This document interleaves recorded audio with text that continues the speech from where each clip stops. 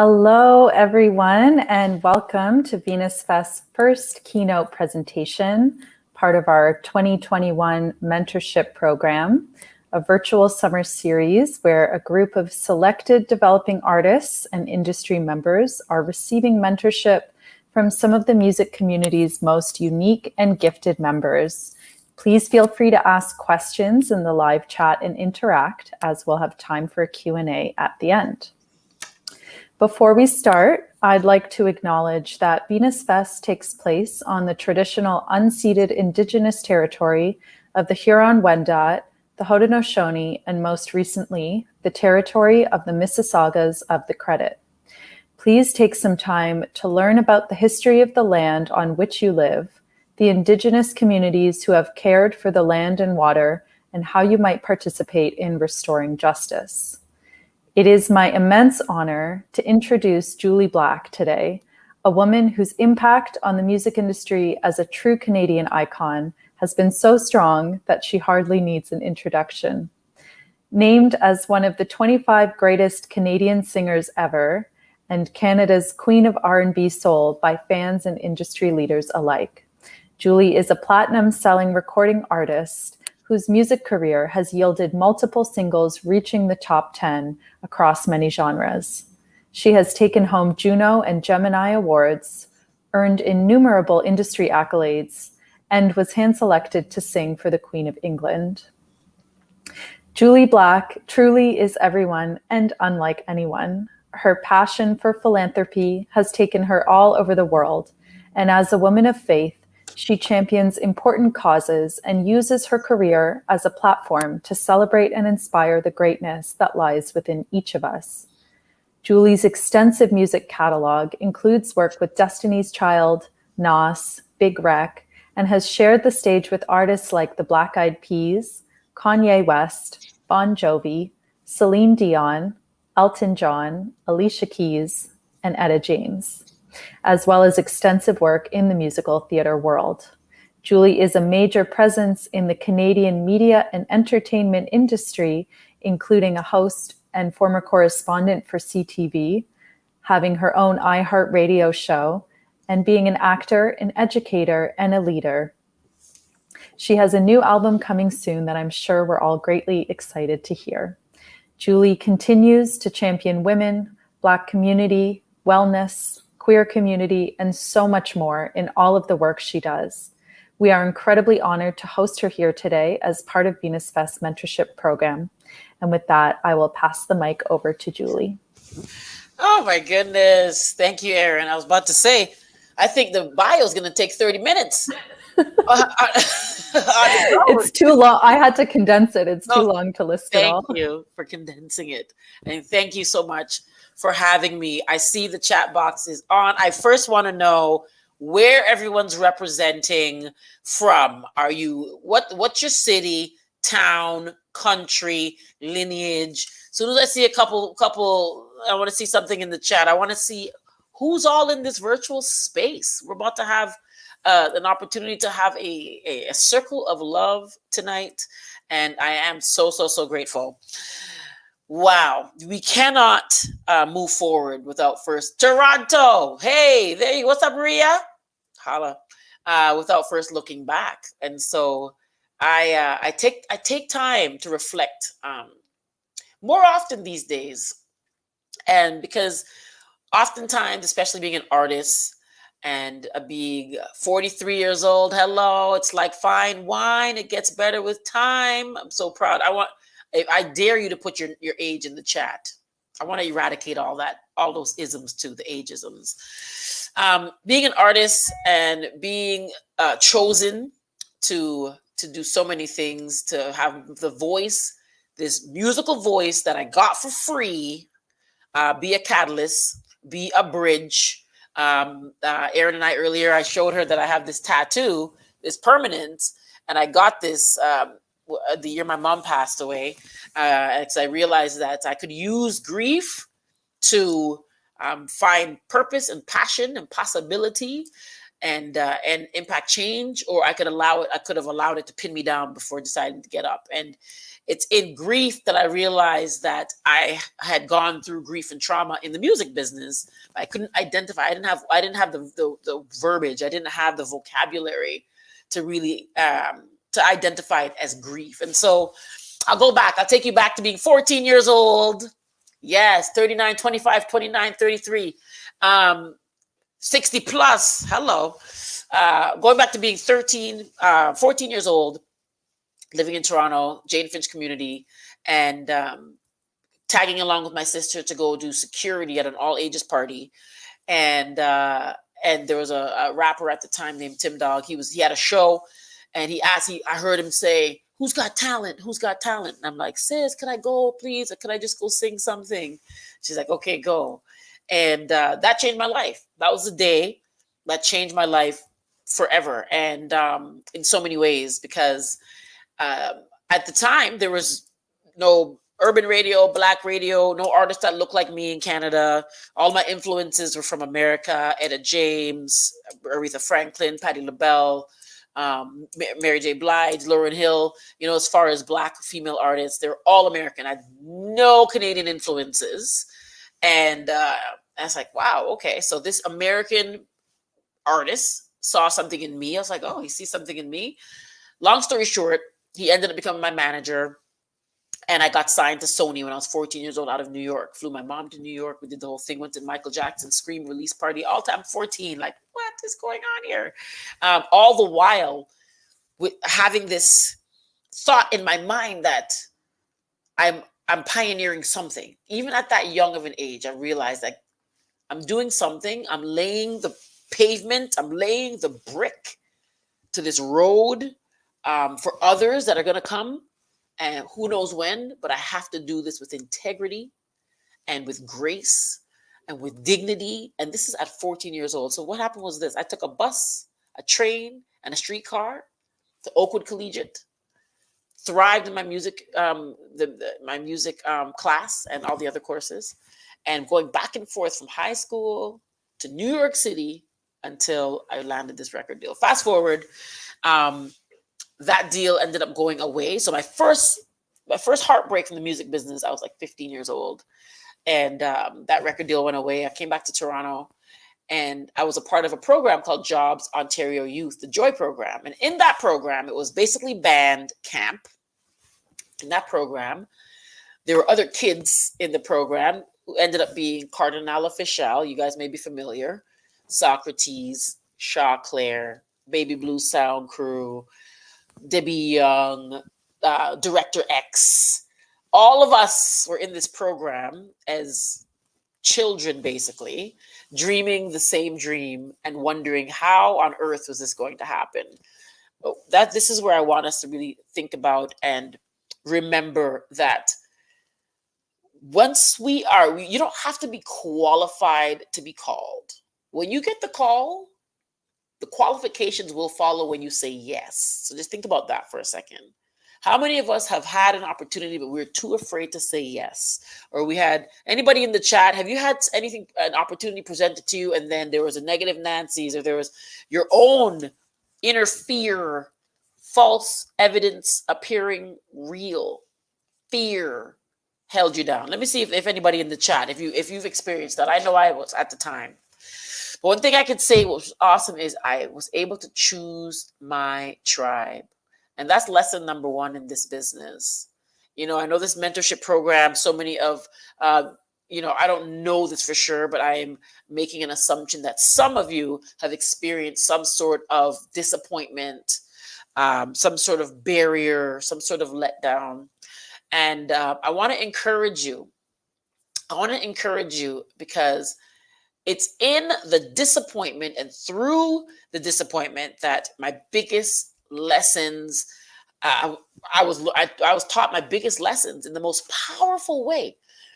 It was all of the no's. Every no is what gave me 26 years in this business right now, because it helped to shape my resilience. It helped me realize that I was one step closer to that yes. I'm going to tell you a quote. It says, "The word no should be said more than yes." It's pretty simple, pretty basic. 90% no, and 10% yes. So I was on the receiving end of the no, so it didn't feel good. But what I realized as I continued to grow in this business is that I had to learn to say no. I had to learn to say, hey, that doesn't align with my values. That doesn't align with who I am, who I'm becoming. That's not representing my culture. It's not representing all of who Julie Black actually is, not what I do. So be mindful. This is another nugget. In this business, you, as artists out, any artist, if you're an artist, just put in the chat, I am an artist. Put that in the chat. I am an artist. I want to know how many artists are out there. Anyway, so easy to get caught up in what the business is saying you should be, what you should be doing, what you are. But one thing I want to say right now, and I want you to write this down, okay? We are human beings, not human doings. I'll say it again. We are human beings first, not human doings. So easy to get caught up doing the interviews, doing all the things, doing. And before you know it, if you're not mindful and careful, you could actually lose yourself, your soul, your spirit. And so as I navigated this music business, I got signed to Sony, that went away. Then I got signed again to Universal, actually got signed to MCA out of LA, and as a co-venture with Universal Music Canada. I got a publishing deal with Warner Chappell Music, who I'm still with. And so here I am, fast forward, now I'm about 18, 19. And I get this, I finished Seneca College for law enforcement, finished that, and I get this record deal again, and this publishing deal. And I am in this whirlwind, like, okay, so I could either I want to be an RCMP officer. That was my that or criminology. Still love law. That wasn't wasted either, because all of my contracts, I understand. I can read them, and it's not some sort of legal language that I don't understand. So I want to give you that nugget too. Sometimes we might put everything into the one thing. Like, I'm only going to do music. I'm only going to focus on all things artistry. What I realize is the other areas of my life, like going to school for law, helped me to be able to be empowered and have conversations at the table with my lawyers rather than being dictated to. So I'm not saying everybody has to do that. But what I will say is, little nugget, find you a friend that is in law. You will need one. My friend Erica Savage, she's a lawyer at Interscope now, but she became a lawyer in Toronto, and we had no idea she was going to law school. She became an entertainment lawyer and helped me read my contracts, and going into meetings, being able to roll your shoulders back and understand what's going on. These are the things. I know many of us want to get on stage. We want to record the songs. We want to do the autograph signings. I know it's kind of different with COVID, but we want to tour, and get the brand endorsements and be an influencer and all these things. But I'm going to tell you one thing that Jay-Z said, actually. Jay-Z said this to Cardinal Official in person. You spend the least amount of time at number one in your whole life. In your whole entire life, you will be at the number one position for the shortest amount of time. So why spend so much time stressing yourself out trying to be number one rather than knowing that you are number one? Of the 7 billion plus people in this world, you are number one. Why? Because, listen, we did not wake up great. I'm going to be totally honest.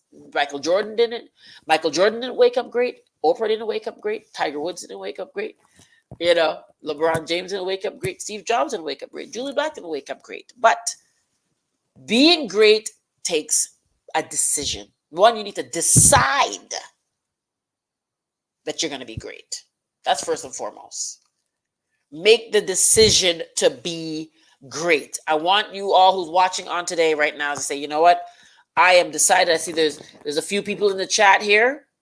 I dare you to put in the chat right now that I am deciding right now to be great. Right now, 7:16. I am deciding to be great. And then you have to be diligent.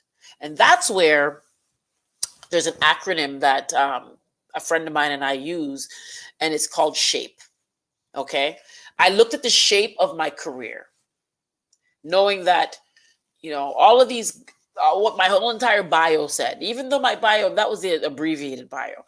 Thank you, Sophie, thank you, Saj is I'm botching up your name there, but you know what I'm talking about. Ria, all of you, put it in the chat. I'm an artist, and I'm deciding to be great. Awesome. So there comes a time when we need to take responsibility for the outcomes, for things that are happening in our lives and our careers that aren't going the way that we want it to go. There comes a time when we need to take responsibility. We need to take responsibility for the decisions that we're making. We need to take responsibility for our representation. We need to take responsibility for our tribe that we've chosen. We most importantly need to take responsibility for our attitude. Because let me tell you something. Our attitude is our altitude. Oftentimes, it's not what's happening to us, but rather how we are handling and responding to what is actually happening. And I realize that about myself, where I spent so much time in this pioneer headspace that I kind of cultivated more struggle, that it's going to be so hard because there's no one that looks like me. And I'm the only one. I was kind of meditating on that whole notion of being the only one. It's like, I'm a firm believer in manifestation and the power of words and thoughts becoming things. And what you believe is what you become. So there's an acronym. And for those who are paying close attention, you have a pen and pad. I want you to write this acronym down. The word is SHAPE. SHAPE, shape. Okay? Imagine a life where you wake up every morning loving your shape. Now, you're probably thinking skinny jeans. You're probably thinking how you look in a bathing suit or some Speedos, or how you look in a nice outfit. So often when you hear the word shape, right away you go to body. But I'm talking about the shape of your career, the shape of your family life, the shape of your relationships, the shape of your business. If you're an athlete, the shape of your sport, which I'm an artist athlete. I'll talk about that later. So SHAPE stands for spirituality, health, abilities, personality, and experiences. Those are the 5 pillars of SHAPE. Spirituality, health, abilities, personality, and experiences. So I had to ask myself, okay, I looked at my career. I said, what shape is my career in? What's the spirit of my career? Is there positive? Is it positive? Is there vibrancy? Is there resilience? Like what's the spirit of it? And when I say spirituality, I'm not talking about a religion. I'm talking about the energy, the soul, the substance, the meat, the food. So I had to ask myself, okay, I have to look at that. H, health. Do I have healthy relationships? Am I healthy as a person? Am I eating right? Am I working out? Am I sleeping? How's my mental health?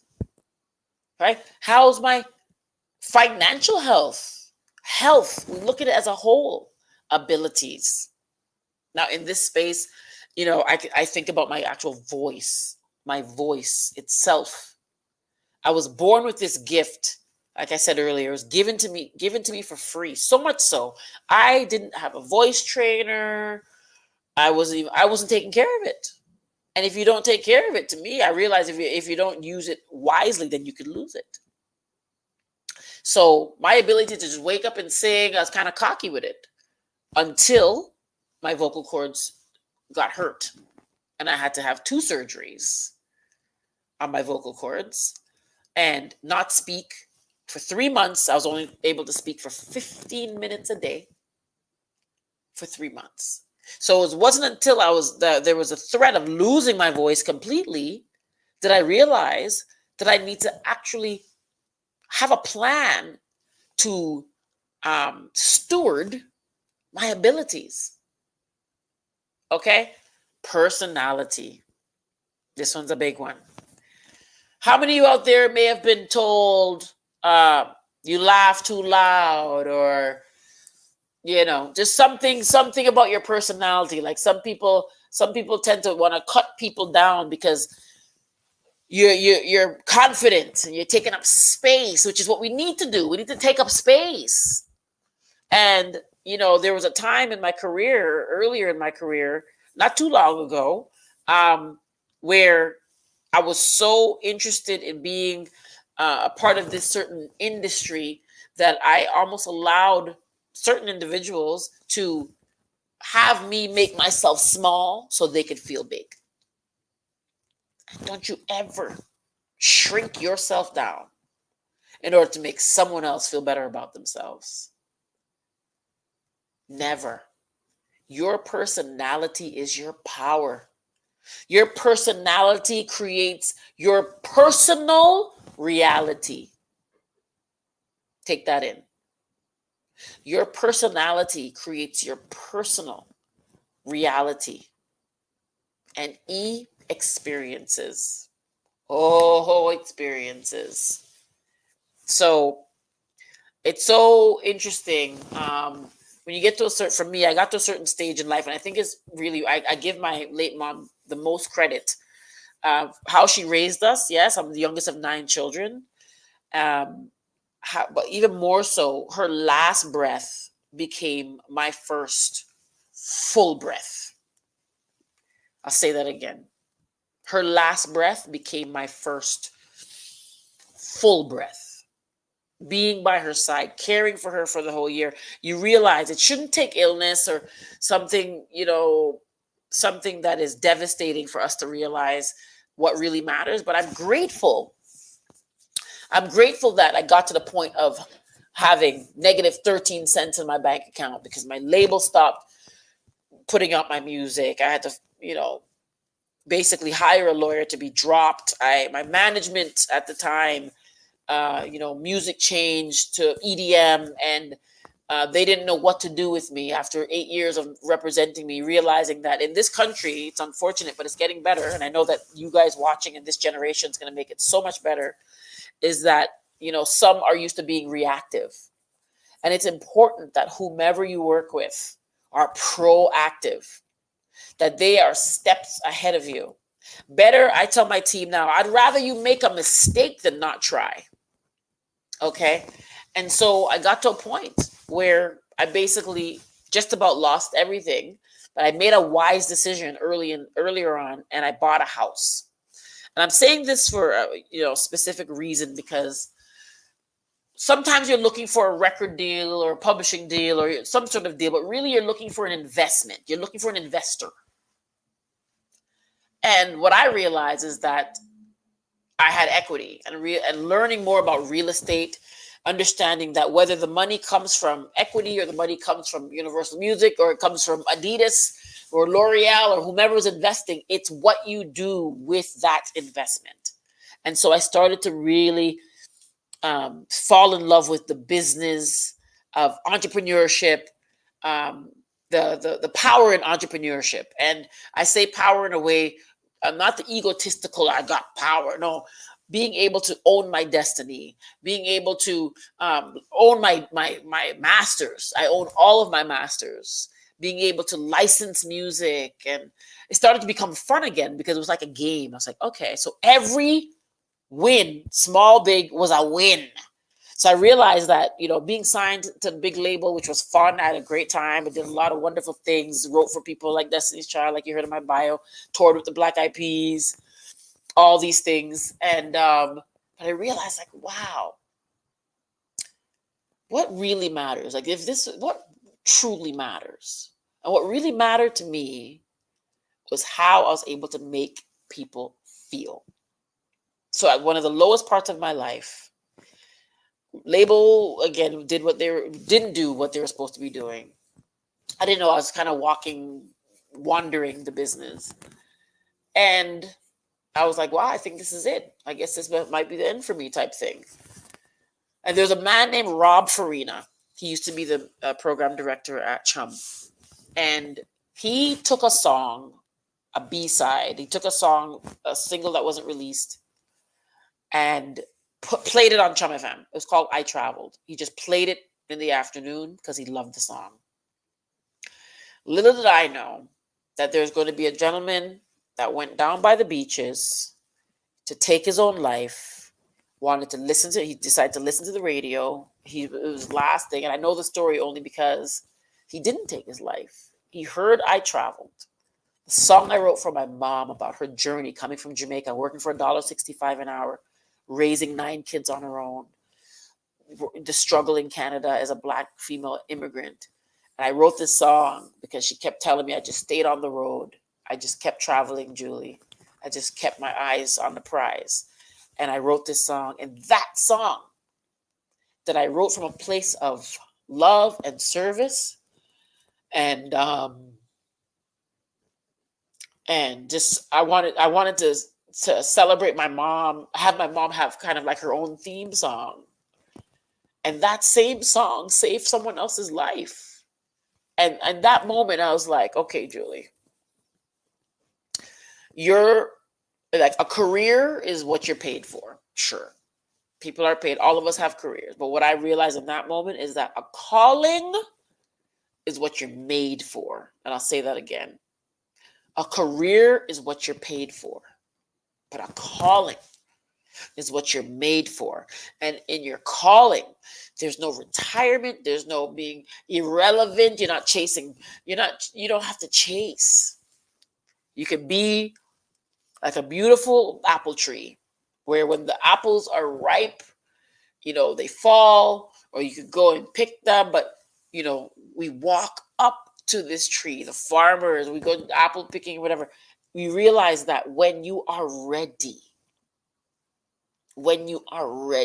things actually do fall into place. But in the meantime, what's important is that you groom your craft, you learn whatever that business is, you continue to make positive relationships, and you learn how to say no. And that was one of the biggest lessons for me. I realized that I was kind of going through life and through this business. It's like, 50%. I was being like this half person. I had to focus on wholeness in my business, wholeness in my thought life. Oh boy. Wholeness in my heart, forgiveness, going through life, navigating this life. I no longer even, it's only in context that I'm even saying about the record company and the public, the management and this, that. I see the people who work there and realize that often those who are running the business, they're sitting in fear. And fear isn't the absence of faith, but it is the presence of doubt. And if people are going through life and they're representing you and they have doubt, then of course it's just going to hit a wall. And so I trimmed all the fat. Okay. What I did keep was the band, because music, no matter what was happening, creditors calling me and, all the things. Thank God everything is fixed now. But I was like, you know what? Music is the universal language. Music is the polysporin of life. Music is the healer. And what I started doing is using the very gift of music that I give so selflessly and I love to give and serve. I started using that to heal myself. I started singing more. I'm a Christian, so I started worshiping and praying and using that very voice as a healing tool, and realizing, hey, like I said in the beginning, you spend the least amount of time at the number one position. So now I have to create my number one in life.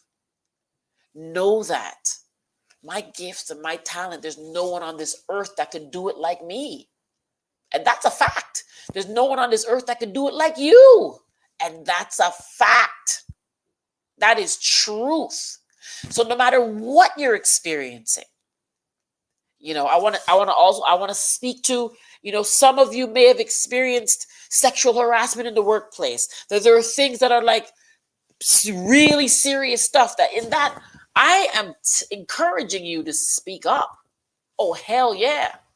Right? And I'm encouraging you to channel that pain, channel those experiences to save somebody else, save yourself, but also say, hey, young girl, hey, young guy, hey, non-binary, whatever your expression, whatever your identity, hey, guess what? You matter. You're valuable. And don't waste the pain.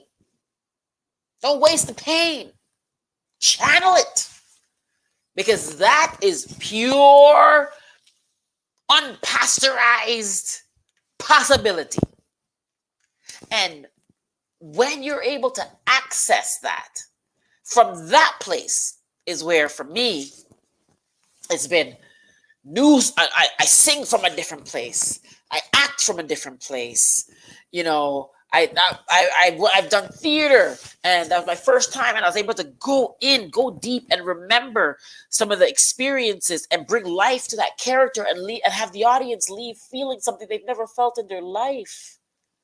Now with fitness, I love fitness, health and wellness, because guess what? I believe we all need to be healthy enough to change the world.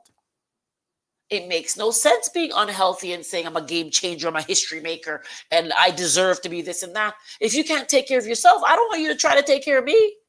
Are you going to go to a dentist with no teeth? Tell me if you're going to go to a dentist with no teeth. Okay? So as I get ready to just wind it down, I want you to, there's 8 questions that I asked myself, and I wrote these down, which really helped me. And I still ask myself these questions. And if you'd like, you could write them down. It is, what did I learn? So whatever you're experiencing, ask yourself, or you've experienced, what did I learn? What did I gain? What did I lose? What did I love, and did it love me back? Some of us think we're in love with this music or whatever it is. Is it loving me back? Is it really, am I feeling really good with what's coming back, what I'm reflecting back as I project? Where did I find personal value, and was it healthy? Was I finding personal value in Instagram followers and TikTok and Twitter and Facebook? Or is that where I'm finding value? I was asking myself, is it healthy to put a post up and go back and see how many follows or likes or views? Start to monitor. What were my priorities, and were they profitable? What were my priorities, and were they profitable? Who am I now? Here, Venus Fest on today. This was so divinely orchestrated that I could sit and speak mostly off the dome. I have a couple notes here, but I came to tell you the truth. I have 26 years. It would take hours to do my whole life, but I'm telling you off of impulse what I believe is going to be useful for tonight. Last, what do I need to do daily to maintain this identity? And for me, it is meditation, it's prayer, it's exercising, it's being generous, it's being kind to myself, being kind to others, it's having love, joy, peace, patience, kindness, goodness, gentleness, faithfulness, and a whole bunch of self-control. So I want to thank you for listening tonight and having me be in this brave and safe space. What I'd love to see, you can put it in the chat or you can write it down, no problem. I want to know what your superpower is. I want at least one person to say, yes, the power of step. Hey, I want one person to put in the chat, my name is X, and X is my superpower. So for me, my name is Julie Black, and community connection is my superpower. So I want to know what your superpower, even one, and um, then I'm closing for the evening. And if you have any questions, definitely, I believe Aaron's going to come back on. But I want to see somebody some brave person put in the chat. My name is X, and I want to see what your superpower is. Waiting for it. Waiting for it. Let's see. But in the meantime, thank you so much for having me. Continue to shine, believe, and soar like an eagle. You're not a seagull. You're an eagle. Thank you. Oh, thank you so much, Julie. That was so beautiful. I feel like it's as much the wisdom that you're sharing as the way that you're sharing it, and can really feel that that comes from the heart. So thank you so much. Oh, thank you. It's my pleasure. I think we only had one question so far from Soj. I might be saying your name wrong, and I'm sorry if I did. They're asking if you can please discuss the label path versus the DIY path for an artist. Ooh. Well, they both have their benefits. I mean, the label path, I come from an era where it was incredible budgets and passionate people at the time who still focus on artist development. And so I'm talking things like I was media trained, movement coach, like really like the Motown era. If you study the Motown era, it was really about artist development. The DIY, I've recently begun to enjoy it. I'm going to be totally transparent. It's a lot of sleepless nights.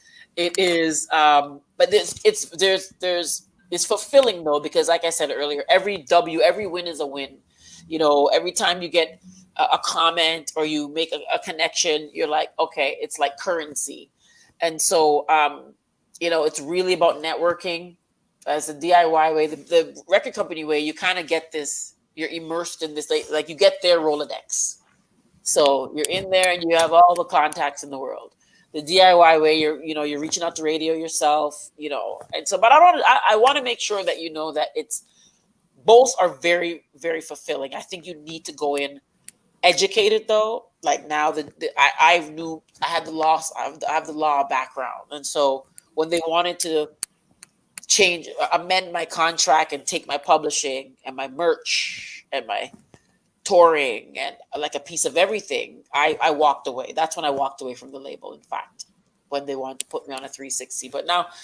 But there are those who, this is kind of like the standard now. The 360 deal is the standard. So some are happy for it because, hey, we get the Rolodex, we get to go on tour, make connections. I think it's how you invest. When you get in there, make sure if you're doing the label way, it's like 1 for you, 2 for me. You got to invest.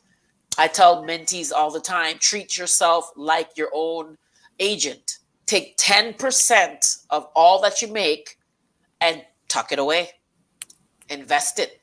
You pay an agent 10, 20% or a manager, so slice that pie, but take it and actually put it away. Don't like, yeah, I took 10% and I bought something with it. No. Invest. And that's why I'm in a very great position financially right now, because I started to adopt that mindset. That's a great answer. Thank you. I love seeing people's superpowers in the chat too. Yes, Nasra her superpower is shape shifting. Yes. Empathy. Hello, Amanda. My name is Amanda, and loyalty is my superpower. That's beautiful. I love that. Thank you, everyone. So with that, I think we'll close for the evening, but I want to also say a huge thank you to Lori, our interpreter, for doing such a wonderful job, and a massive thank you to Julie from the bottom of my heart for being here and sharing about your journey. It's been such an honor. Thank you. Hand on heart. Thank you. If anyone is curious about Venus Fest, our website is venusfest.net, and we have 2 more keynote presentations coming up, one with Ezra Furman on August 4th, and then one with Isque on August 18th. Amazing. Feel free to follow me on Instagram. I'm very interactive. You can send me DMs to Angela, all to the point where Instagram thought I was spamming people and blocked me. So I'm at MISSJULLY Black at Miss Julie Black. All right. Amazing. Thank you, Julie, and thank you, Thank Lori. you. Have a great night. I'll see ya. Bye. Goodbye.